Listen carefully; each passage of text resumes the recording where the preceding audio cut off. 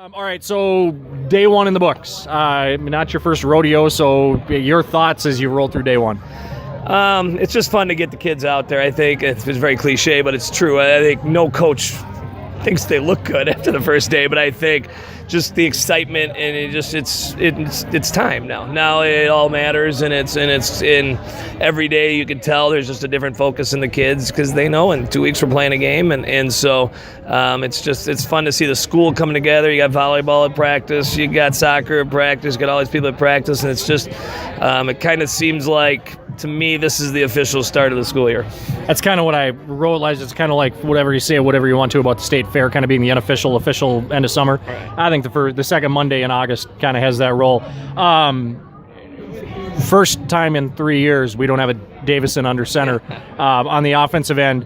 How is that? I mean, because it take away from the position he played, just from a leadership perspective. I mean, kid was off the charts. Yeah, I mean, and Brad had a wonderful career, and obviously Star Tribune Player of the Year and all that. So I mean, and now doing great at Wisconsin. So we miss him, like you said, because he was just such a great representative of the school. But we've kind of faced that every year. I mean, 2 years ago it was like, what are you gonna do without Isaac Collins? Then the year before, it's what are you gonna do without Clark Winnicky and Jake Winnicky? And we've had some great kids come through this program. So that's part of what high school sports is about. You constantly hope you have a program that can rebuild from within, and you have a bunch of kids that you know are excited to kind of take over those reins, and hopefully there's some kids on this roster that maybe people will be talking about at the end of the year.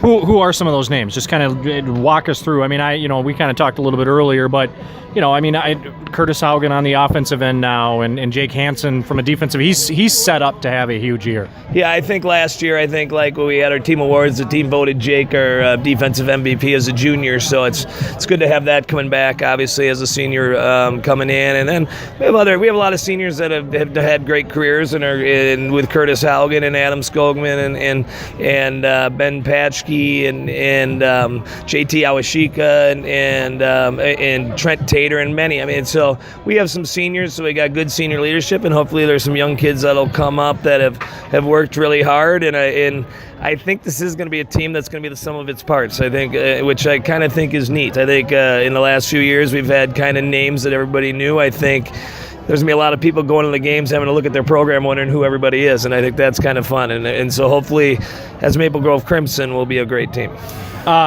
When does Matt Lombardi start to get the itch? Is there a time? Is it once that last game happens? When is it?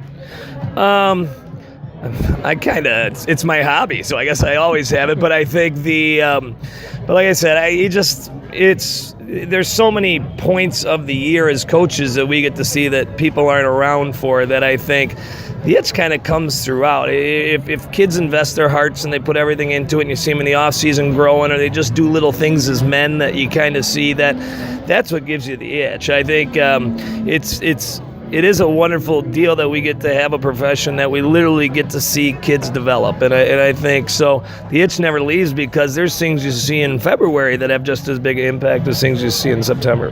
What are we looking for out of this group? What is going to make this group special?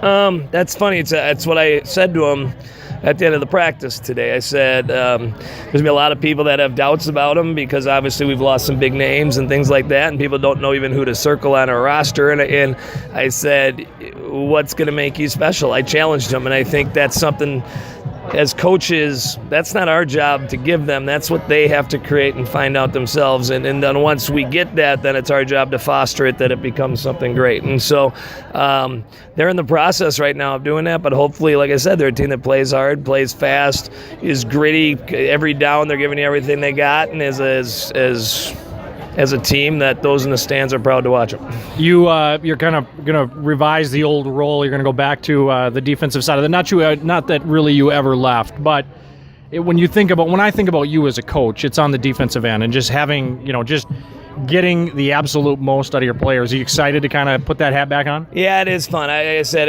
I am going back to making defensive calls for the last few years. I've had really good D coordinators with Tommy Becker, and Adam Spurl has done a good job. And so, but it's just, you talk about the itch. It was one of those things that I never felt it was fair as a head coach, because I always would watch the defense, and there's, like you said, there's a pride in it and things that are there. So if things weren't getting done the way I wanted to, I'd get frustrated in ways that really weren't fair. And so I kind of said, if I'm going to have those expectations on that side of the ball, if we're good or bad, it's going to be my fault. And that's the way it's got to be. And like I said, it's up to the kids to obviously buy into it. But it's a challenge for me again. I'm a little bit nervous because I got to go back on that side of the ball. And defense is a little different than offense. If you make a little holding mistake on offense, or you make a little 5-yard error, it doesn't seem that catastrophic. If you make an error like that on defense, it becomes catastrophic. Right. So that's why I love it. That's why it's my favorite side of the ball. It always will be. And I always think the key to championships come on that side of the ball. And if you're great on defense, usually a lot will follow.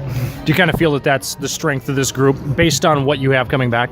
We're trying to make it that. I think I've said it historically, and I'll keep saying it, that if you look at the champions, I mean, there's a lot of great teams, but the teams that win it in the last years have been Totino, Osseo did it, I think. Eden Prairie's won a ton of them, and every one of them played very good defense that year and ran the ball and were physical and did it. And I know everybody kind of likes the fantasy football end of it and likes to see the world spread around, but when it always comes down and you watch the chips fall as they may, the teams that win it are the ones that control it up front on offense, and they play great defense, and that usually is a good formula. Final one for you. On a personal, you got to have a little back surgery. What, walk us through that. I do. I don't know. I'm getting old, I guess, but I think I have I herniated a disc in my back. I've had back issues, but not bad. Just things you'd be sore and have to stretch and this and that. Well, I went to my parents' house and played a wiffle ball game, and that was the end of me. I rounded third, and I thought I was going to score at home, and my body said, "You're not scoring." And since then, I've had a slip disc, and it's herniated bad, and it's extruded outside into my nerves, so my left side's a little bit numb. So I think it's going to be an outpatient surgery, so I'm going to be fine, but it's something we got to deal with. All right, keep them healthy through camp here, and we'll look forward to the 31st. I appreciate it. Thanks. All right. Thanks.